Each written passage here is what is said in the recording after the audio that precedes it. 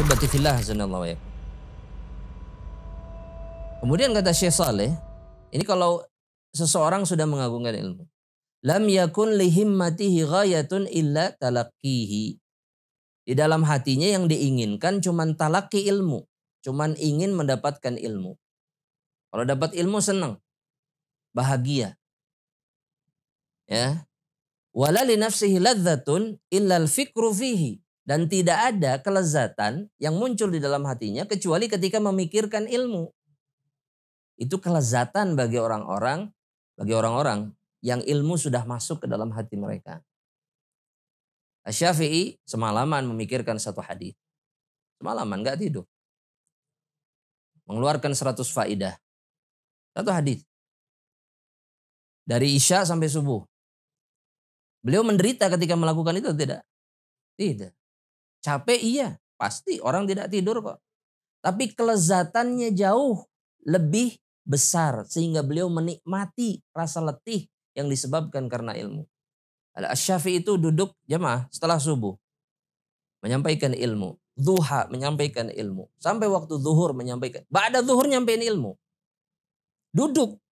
Beliau nggak bergerak dari tempat dari majelisnya, tidak bergerak. Capek jamaah? Capek. Bahkan beliau sampai mohon maaf mengalami penyakit ya, ambeien gitu ya, pendarahan dan wafat karena itu. Terlalu lama duduk. Tapi yang membuat beliau sanggup itu adalah kenikmatan yang beliau rasakan gitu. Nikmat. Ladzah. Makanya Syekhul Islam pernah sakit kata Ibnul Qayyim.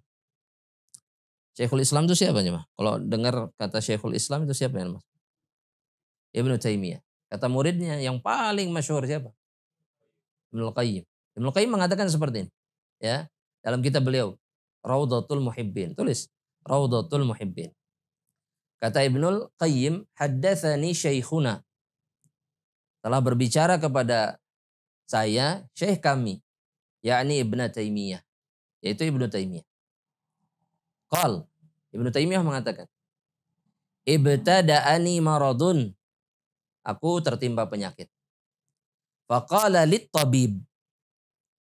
Dokter, tabib mengatakan kepadaku, ya jadi berobat beliau. Kata dokter, inna mutala'ataka wa kalamaka fil ilmi yazidul marad.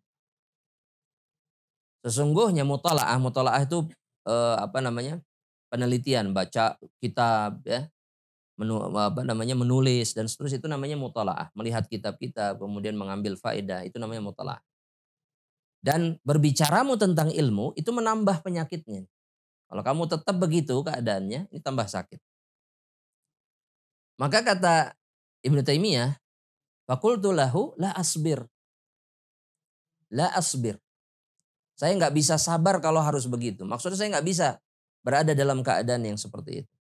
Kata Ibnu Taimiyah, wa ana uhakimuka ila ilmik. Saya akan bertanya kepadamu berdasarkan ilmumu, kata Ibnu Taimiyah. Alaisatin nafsu idza farihat wa surrat wa qawiyat tabi'ah fadafa'atil marad. Bukankah jiwa itu kalau senang, kalau bahagia, itu apa yang akan terjadi terhadap penyakit kalau kita senang, bahagia, nggak banyak pikiran, apa yang terjadi?